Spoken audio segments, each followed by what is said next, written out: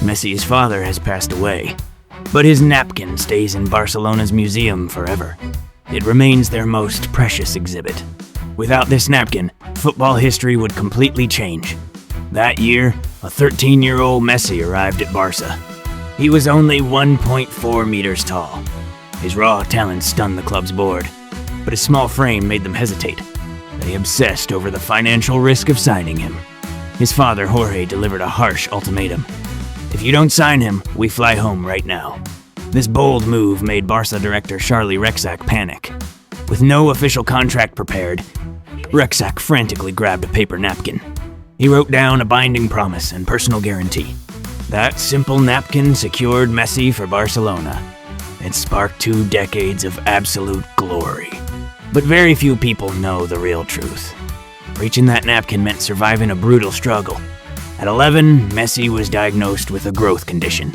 Treatment cost nearly $1,000 every month. For a working-class family, it was an impossible fortune. Jorge quit his job at the steel plant.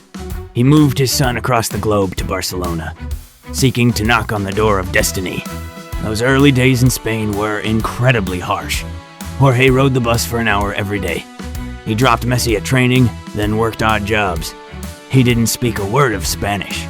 In that strange city, he understood only one thing: watching his son run freely on the pitch.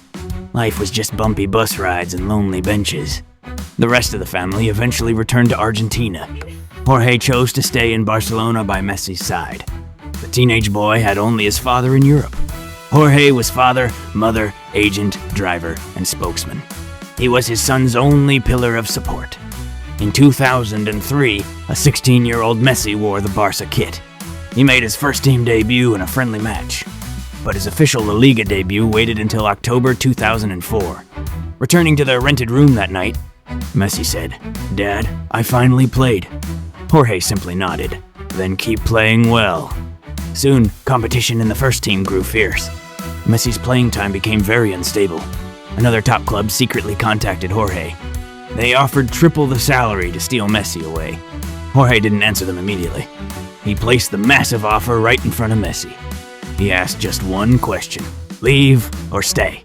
Messi answered without hesitation, "I want to stay."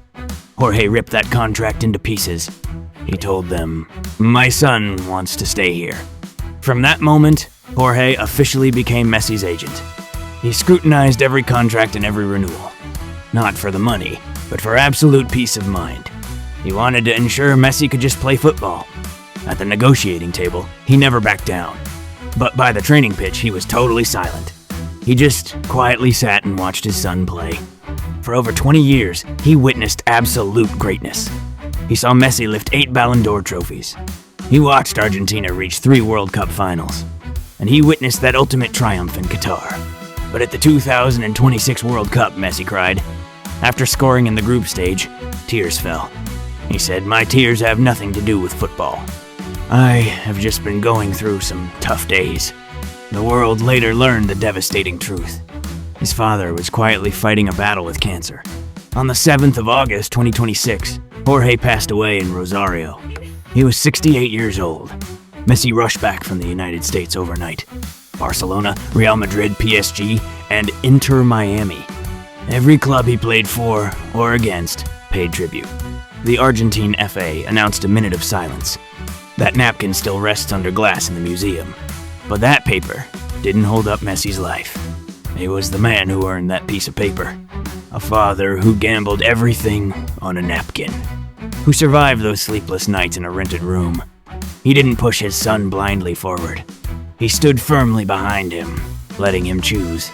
Are there really that many born geniuses in this world? It is just a father's lifelong silence and trust that let a boy become the man he wanted to be.